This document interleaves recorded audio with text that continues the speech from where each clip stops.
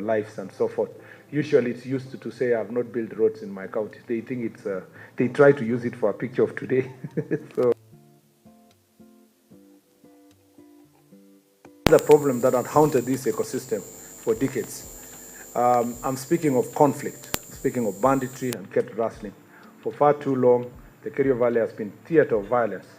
But why does this happen?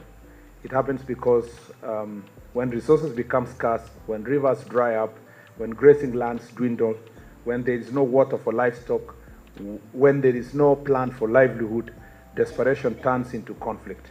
The cattle rustler is often just a young man who has lost hope because his environment has collapsed, or his government has not involved him in the protection of that environment, or that they are desperate for livelihood. Mother Earth is sending a message of distress through the increasing landslide. We need to act to save Cherangani Hills ecosystem and the people who depend on it.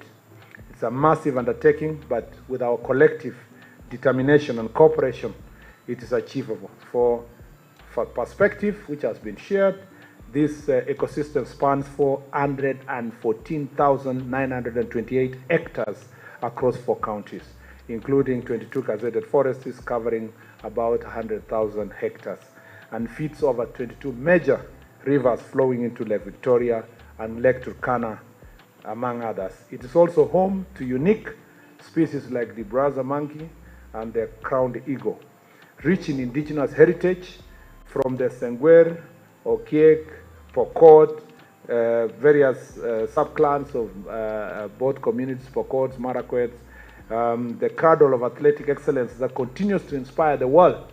Some of the top athletes grow up and still train in this ecosystem. This is not just a forest, it's a national life support system. Today, that system is under severe pressure. 15% of the ecosystem is already extremely degraded, over 62,000 hectares. 67% is moderately degraded, and 41,547 hectares of forest cover lost. 96,757 hectares of grassland is also degraded. What we are witnessing is not just an environmental degradation, it is the slow erosion of security, livelihoods, and stability. This is why we joined hands as friends and professionals from the 4 counties and initiated Cherish, a 10-year Kenya shillings 14.7 billion strategic intervention anchored in President Dr. William Samoei Ruto's 15 billion tree agenda. There are 4 objectives in this program. First is the restoration of the 62,038 hectares of highly degraded escarpments and riparian lands.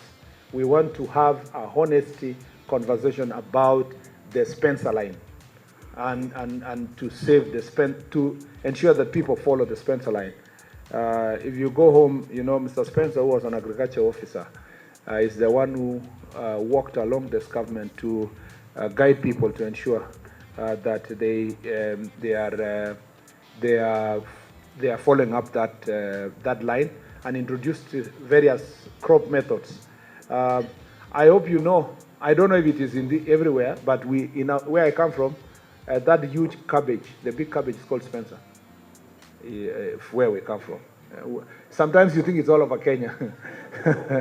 Because Mr. Spencer, I think, is the one who introduced among them that cabbage. So if you go home, you'll hear wazee wanasema, hey, niliona cabbage yangu mzuri sana ile ya Spencer. And that is legacy. That is really legacy. For somebody who was there many years ago to leave crops that are named after him. Yeah. Up to now, that's called Spencer. Number 2 is to protect 20 springs and secure our water towers. You know, Aror Dam, Mbobut Dam that was supposed to be constructed, Kimwaret Dam, are actually depending on this ecosystem. You know that Chebara Dam, which serves largely Wasingishu and particularly Lore Town, is a very important.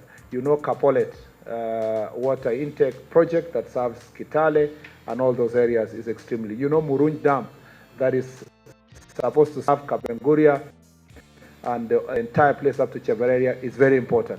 So we are talking about livelihoods. We are talking about protecting springs, rivers, protecting life, protecting Takwel Dam, protecting Turkana, protecting Kerio Valley. You know, there is no Kerio Valley without Cherangani Hills. There is absolutely no Kerio Valley without Cherangani Hills. And let me tell you this. I know for sure, if Cherangani Hills is not restored, everybody from the valley will be coming up and the conflicts will continue.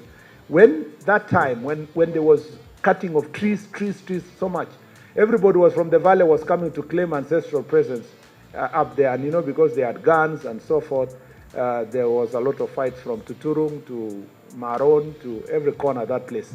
So, and it's part of it is still giving us security challenges even as of now. So it's important to protect this. 3, create 500,000 green jobs for youth in the beekeeping, agroforestry, and ecotourism.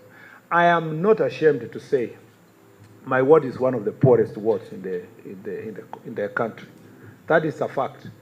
And it is driven by this correlation between people not having titles, being chased around and out of the forest, and at the same time, being unable, you know, like nearly nobody in Mbobuta has a title.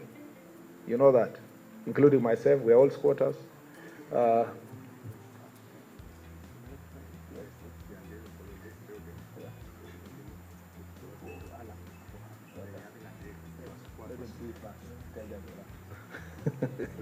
Thank you. So, so the point I'm trying to make is that, where was I? I was saying that creating these jobs is very important, because you are living in a place where there's no title, there's no guarantee for a job. Everybody from Mbabut, they make little money, they go to Cherangani, you go and buy land. Everybody from there, you go to Wasingishu, because there is no land, there is no house, there is no what. I really look forward to this program giving people proper livelihoods, because we are involving them to protect the forest, and we are helping them to plant trees, we are helping them for beekeeping, we are supporting their education scholarships, we will make sure that ecotourism is returned, and involve the people by telling them this is the benefits that you are going to get as a community. And that's, I was just using Mbobut as an example. Where this man comes from, my friend, Joel Arumonya, I don't think is is the most dangerous place. His own house is the most dangerous.